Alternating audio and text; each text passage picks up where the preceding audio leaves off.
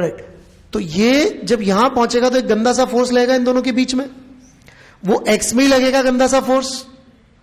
We don't know about that force, it would be impulsive in nature. ऐसा तो है नहीं कि इसके अंदर इसके अंदर 10 सेकंड तक या 20 सेकंड तक घिसता रहेगा उसके साथ। गिरते ही जनरली, यदि आपने मूवीज में देखा तो इमीडिएट लैंड भी कर जाते हीरो। अबे मूवीज में नहीं जंप करते इधर से उधर, तो गिरते ही लैंड भी कर जाते हैं ना, तो अपन वही केस मान लेते हैं यहां पे। तो यदि गिरते ही इसके अंदर इसके साथ साथ चलने लग गया तो इन दोनों के बीच का जो इंटरेक्शन होगा वो एक्स डायरेक्शन में एक इंपल्सिव फोर्स होगा। तो यदि हमारी चॉइस ऑफ सिस्टम ये दोनों हो जाए साथ साथ, तो वो जो इंटरनल फोर्स जो फोर्स होगा इंपल्सिव इन दोनों के बीच, वो इंटरनल हो जाएगा और हमें उससे डील करने की जरूरत नहीं पड़ेगी, और वो एक्स में लगता है, इनकी वेलोसिटी को चेंज करता।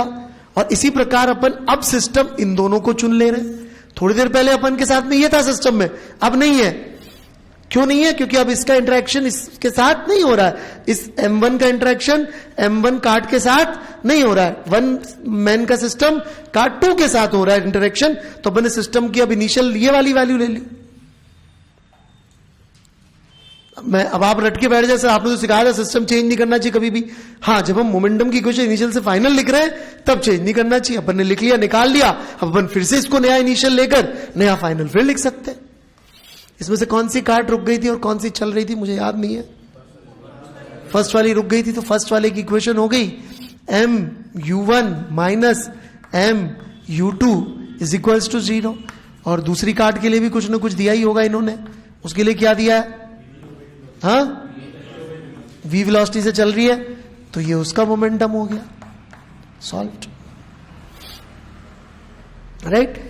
आप देखेंगे तो सवाल बहुत सुंदर है ये, क्योंकि इसमें बहुत सारी मैथ्स नहीं लग रही है, लेकिन बहुत सिंपल और बहुत इंपॉर्टेंट मैथ्स फिजिक्स लग रही है।